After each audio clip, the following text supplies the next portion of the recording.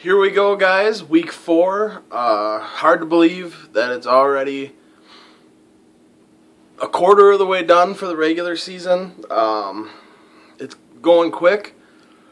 Last week, I ended up going 14-2 in my picks, which I don't know if I've ever done that before. I don't know if I've ever had 14 out of the 16 games correct, but played really good. I had a lot of good picks. After I needed them though after the week 2 debacle where I was 5-11 or something, so it worked out.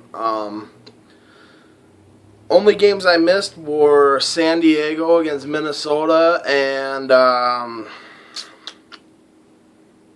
Baltimore. Baltimore lost to Cincinnati in a back and forth game. So yeah. So let's get to the Week 4 picks. I'm not going to waste my time with last week. Thursday night game, we have Baltimore at Pittsburgh. Pittsburgh, of course, losing Big Ben for 4 to 6 weeks with an MCL strain or ACL, one of the two. So Michael Vick gets to step back into action against a Baltimore team that's on the road and 0-3. I want to take Pittsburgh to win this game, just because I've taken Baltimore every week and nothing's happened, but I see Baltimore one more week. I see him getting the win, and Pittsburgh struggling with Michael Vick to get that. I mean, I think I could throw the ball to Antonio Brown and have it be successful, but I just see them struggling a little bit to get in sync this first week with Vick on a short week, and I see Baltimore getting this win on the road, much needed win for them. Next up, we got the first Sunday game early morning in London. We have the Jets taking on the Dolphins. The Dolphins are the home team in this game, but that really doesn't matter at all. They have looked absolutely atrocious in their first 3 weeks. I know they have one win, but they've just looked bad.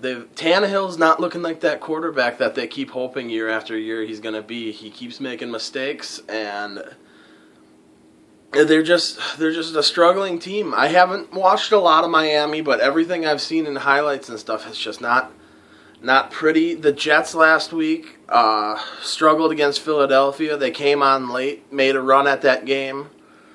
I'm still not a big fan of the Jets offense with Geno Smith, but that defense of theirs is amazing, and Miami seems to not be playing good at all, so I'm going to go with the Jets going into London and getting a huge win for them. Next up, we have Jacksonville and Indianapolis. Somehow both of these teams are still alive in that division just because everybody is, because the division is terrible. But the Colts are at home. I see the Colts winning. I'm going to pick them again. I really don't have a lot to say about Jacksonville. I think the Colts are the better team, and I'm going to go with Indianapolis. Next up, we have the Giants going on the road to play the Buffalo Bills. I want to pull the upset here, take the upset and go with the Giants getting the win in Buffalo, but Buffalo is such a good team at home. They have, like the Jets, they have such an amazing defense. Rex Ryan is a heck of a defensive coach. I don't see Buffalo losing at home. Tyrod Taylor, he's proven me wrong. He looks like a very good quarterback, and I see Buffalo getting this win. But I see the Giants making a run at it. I see it being maybe a field goal win for Buffalo. A close game. But I'm going to go with Buffalo at home. Next up, we have the Panthers on the road against the Buccaneers. Not a whole lot to say in this one either. Jameis Winston playing at home. He does have Vincent Jackson, Mike Evans. Safarian Jenkins is still out, their tight end. I see Carolina getting the win on the road. Carolina just went out. They traded for Jared Allen. Gets him out of the NFC North with the Bears. He gets to play on a bit better of a team probably to end his career.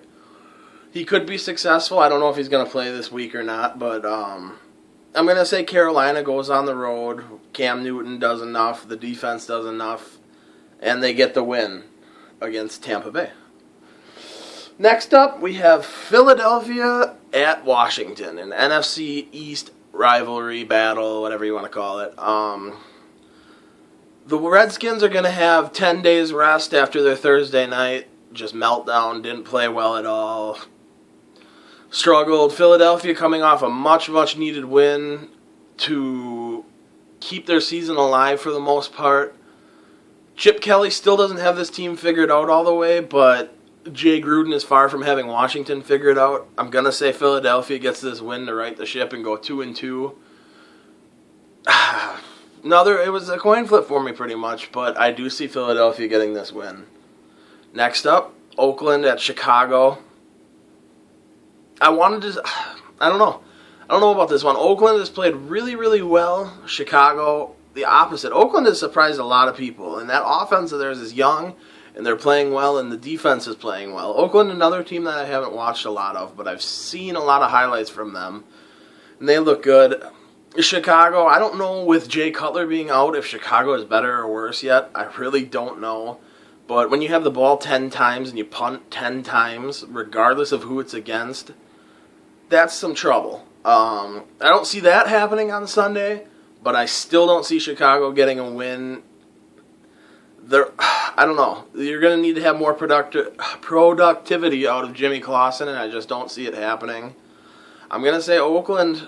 This is, I think, the most times I've ever picked Oakland in one season, but I'm going to say Oakland goes into Chicago, gets a win, sends the Bears to 0-4. Next up, Houston and Atlanta. This is my upset alert here.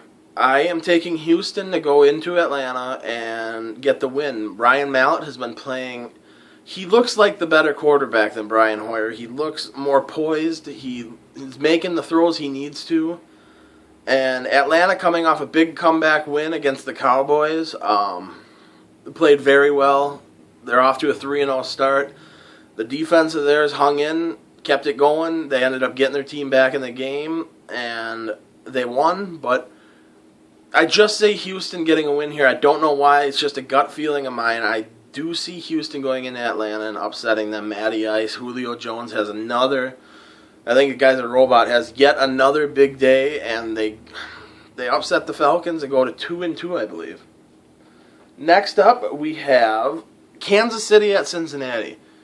Kansas City, of course, played the Monday night game against my Packers. Came alive a little late in that game. For the most part, the Packers beat them down pretty heavily. Cincinnati is 3-0. I think I picked against Cincinnati every single week this year. No, I picked them week 1, but I haven't picked them the last 2. I've learned my lesson. I'm going to pick Cincinnati to go to 4-0 at home. They look like they're a pretty dang good team, and I'm going to go Cincinnati. I'm trying to get through these picks a little bit quicker this week because my videos have been longer than I wanted them to be. So, next up, we have Cleveland at San Diego. Cleveland, again, the same situation I've said. Josh McCown at quarterback, you're not going to win games. I think they have a better chance with Manziel, and I'm not even a Manziel fan, so for me to say that, it says something.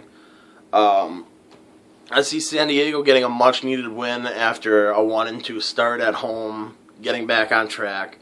So, San Diego over Cleveland. Next up, my Packers against the San Francisco 49ers in San Francisco.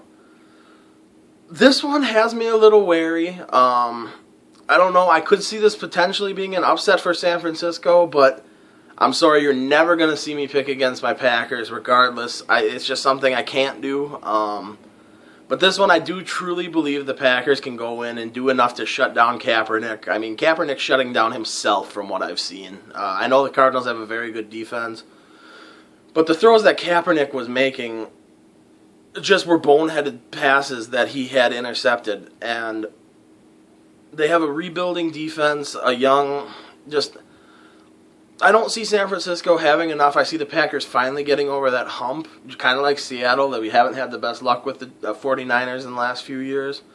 But I see the Packers going into San Francisco, and getting a big win to go to 4-0. I see it being closer for a while and kind of getting out of control late in the game. I'm going to say probably, I'll go 38-24. We'll say something like that. I'm going to say the Packers get the win and go to 4-0.